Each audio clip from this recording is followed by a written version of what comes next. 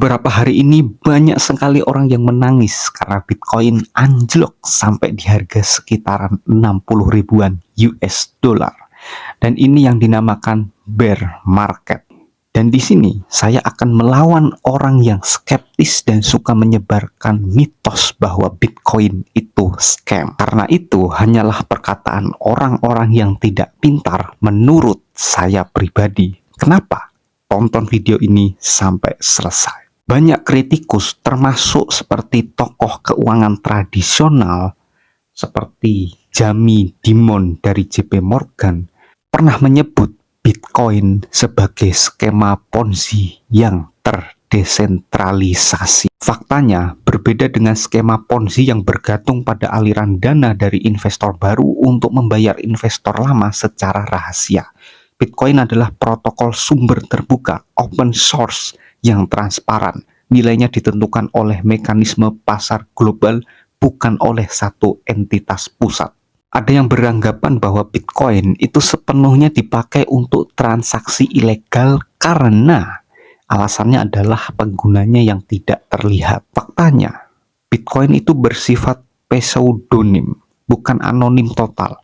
Semua transaksi tercatat secara permanen di buku besar publik blockchain. Hal ini justru memudahkan penegak hukum untuk melacak aliran dana kriminal dibanding dengan transaksi uang tunai fisik. Di Indonesia sering disalahpahami bahwa Bitcoin itu disebut haram.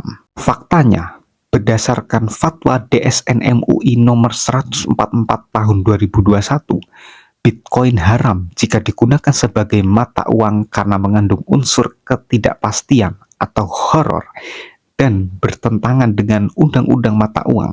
Namun, MUI menyatakan Bitcoin sah diperjualbelikan sebagai komoditas atau aset digital selama memenuhi syarat sebagai aset yang memiliki manfaat dan underlying yang jelas. Banyak yang memfitnah bahwa Bitcoin itu hanyalah angka di layar dan tidak punya nilai yang nyata. Faktanya, nilai Bitcoin berasal dari kelangkaannya yang hanya ada 21 juta unit, tingkat keamanan jaringannya yang tinggi, dan fungsinya sebagai penyimpan nilai digital yang bisa dikirim kemana saja tanpa perantara.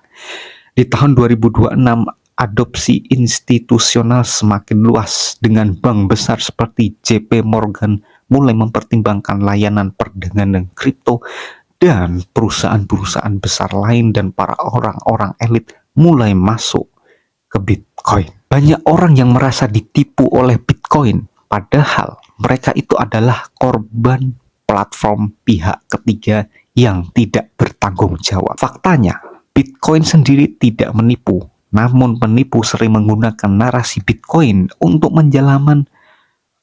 menjalankan skema rug pull, penipuan asmara, atau alamat palsu. Di awal tahun 2026, kerugian akibat penipuan kripto diperkirakan mencapai miliaran dolar. Terus kenapa Bitcoin itu turun di tahun 2026? Sebenarnya simpel, dan saya nggak perlu panjang lebar jelasin seperti ahli ekonom. Kamu lihat gambar ini, secara siklus, ini memang waktunya untuk bear market. Jadi wajar kalau Bitcoin anjloknya luar biasa. Belajarlah untuk melihat market itu dari sejarah siklusnya. Jangan pakai instingmu. Kenapa? Karena kamu tidak terlalu pintar untuk berspekulasi. Jadi gimana? Kamu masih percaya bahwa Bitcoin itu scam?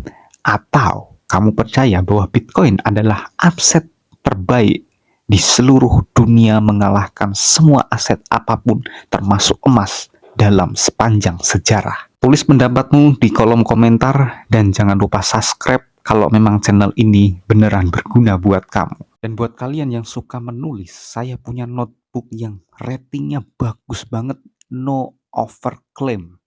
Dan ini bisa kalian dapatkan linknya di deskripsi. Oke, di next video kita akan bahas topik apa? Coba tulis di kolom komen. Dan saya Haris Faiz dari Duta Teknologi Official. See you in the next video.